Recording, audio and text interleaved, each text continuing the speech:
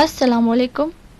Central Processing Unit CPU Part 2 Important MCQs. Welcome to MCQs Hub. Which of the following memory is non-volatile?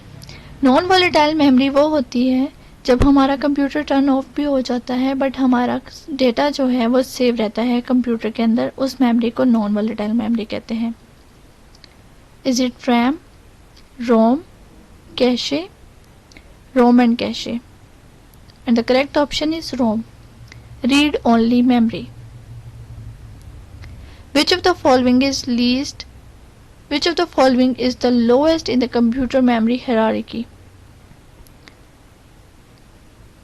Cache, RAM, secondary memory, CPU, registers. तो इसका correct option है secondary memory. Which of the following has the fastest speed in the computer memory hierarchy? किसकी fastest speed है computer memory के अंदर? Cache की, registers इन CPU, main memory की, या फिर डिस्क कैशे की? तो रजिस्टर्स इन CPU, जो रजिस्टर्स हैं CPU के अंदर, उनकी सबसे ज़्यादा तेज जो है वो स्पीड है. Which memory act as a buffer between CPU and main memory? CPU और main memory के दरमियान में जो मेमोरी है एक्ट करती है एज अ बफर, वो कौन सी मेमोरी है? क्या वो रैम है, रोम, कैशे और storage? The correct option is cache.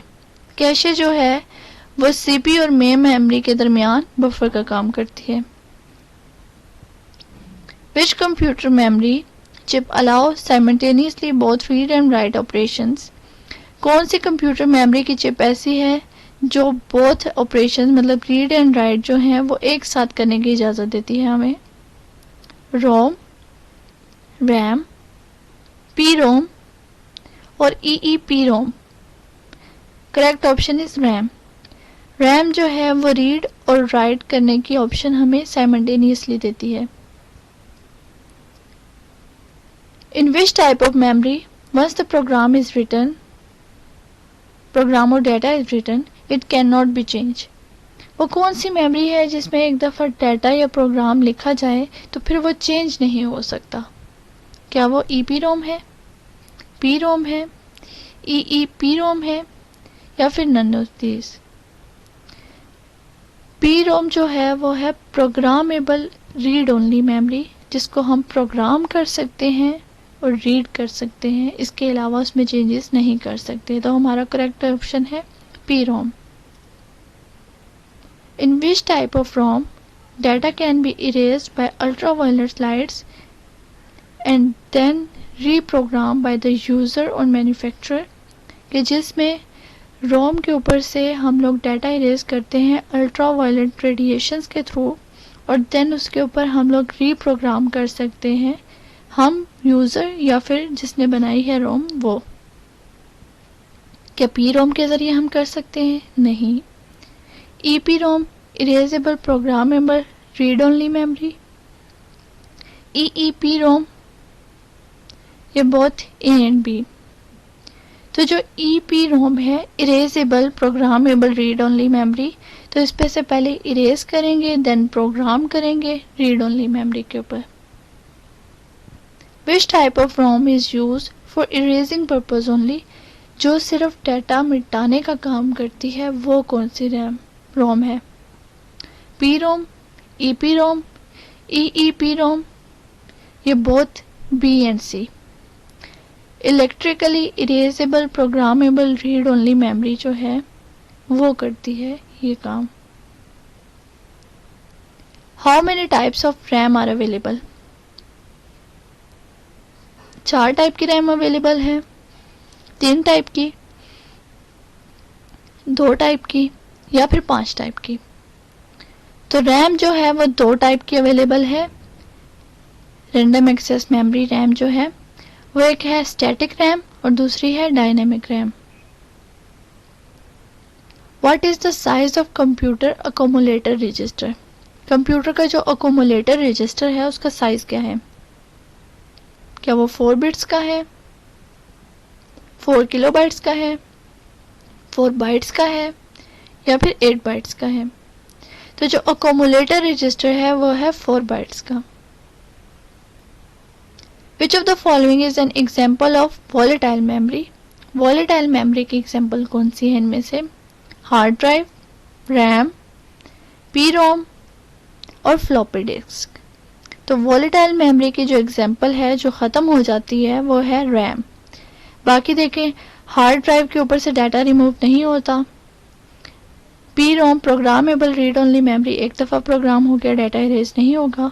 Floppy disk के ऊपर से भी डाटा इरेज नहीं होता। तो जो हमारी बचती है वो रैम है, वॉलेटाइल मेमोरी रैम है। The smallest unit of measuring data in the computer is, जो स्मॉलेस्ट यूनिट है हमारी डाटा मेजर करने की वो क्या है?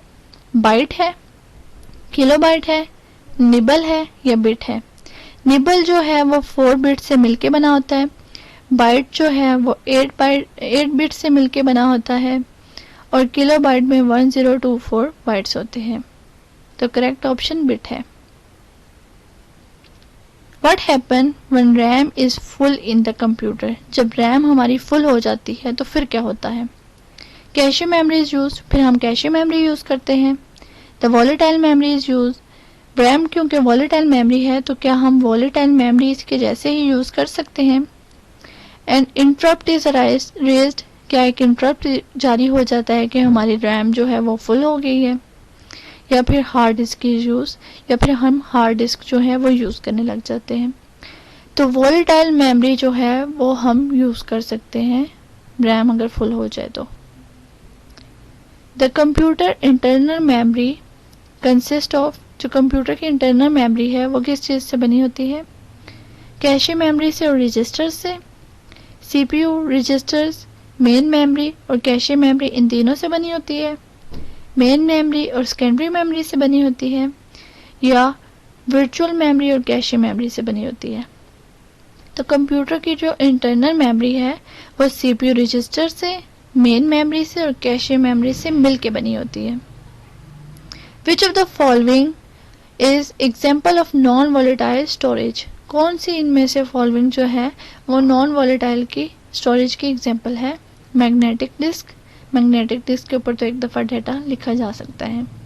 USB, flash drive and memory card, क्या यूएसबी, जो यूएसबी है उसके ऊपर से डाटा हम इरेज भी कर सकते हैं, दोबारा लिख भी सकते हैं। मेमोरी कार्ड भी आपने जो मोबाइल फ़ोन्स के अंदर देखे हों तो उनके ऊपर डाटा एक दफ़ा लिख भी सकते हैं, इरेज भी कर सकते हैं।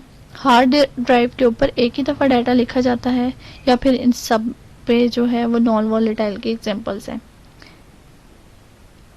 तो जो नॉन वॉलेटाइल की एग्जांपल्स हैं वो सब हैं, क्योंकि USB, flash drives, memory card, इन सब के ऊपर भी हम लोग डाटा वगैरह लिख सकते हैं। The main memory of a personal computer can also be called, जो मेन मेमोरी है पर्सनल कंप्यूटर की उसे क्या बोल सकते हैं? और primary storage, internal storage, primary memory और ऑल ऑफ दीज। तो जो मेन मेमोरी है पर्सनल कंप्यूटर की उसे हम ये सब नामों से पुकार सकते हैं। Which of the following can be use as main memory? कौन सी ऐसी हैं जिनको हम मेन मेमोरी के जो है वो यूज़ कर सकते हैं? कॉम्पैक्ट डिस्क को मेन मेमोरी यूज़ कर सकते हैं, मैग्नेटिक डिस्क को, हार्ड डिस्क को, या फिर नन ऑफ दिस।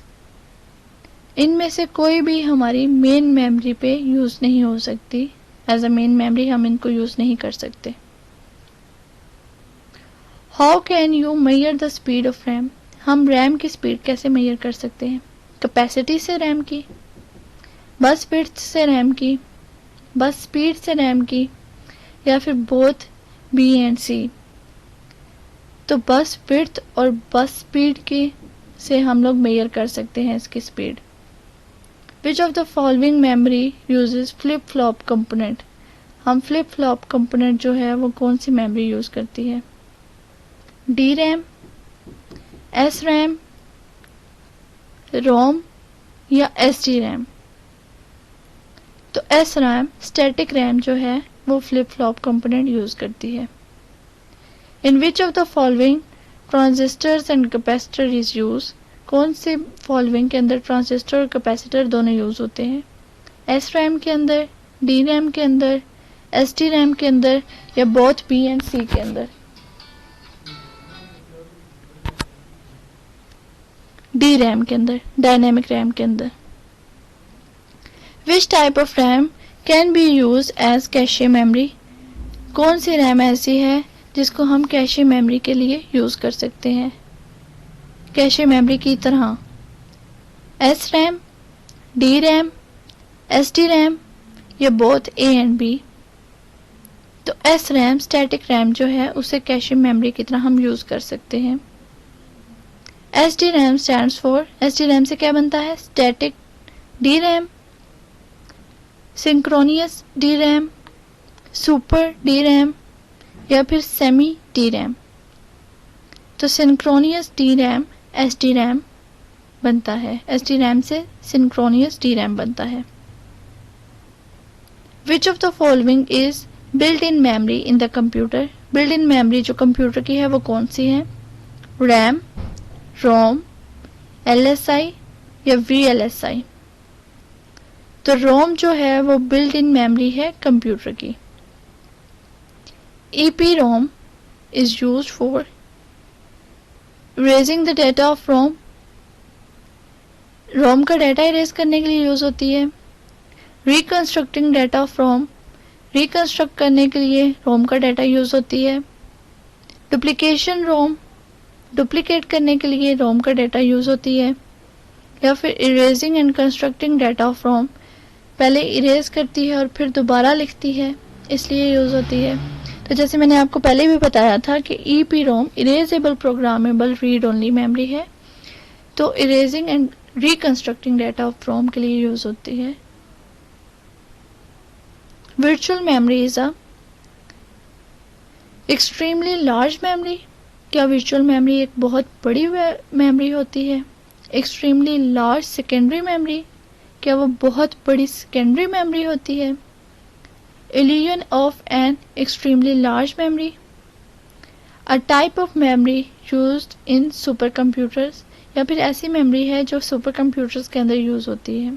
तो ये है illusion of an extremely large memory, कि ये उसका एक illusion है जो एक extremely large memory का।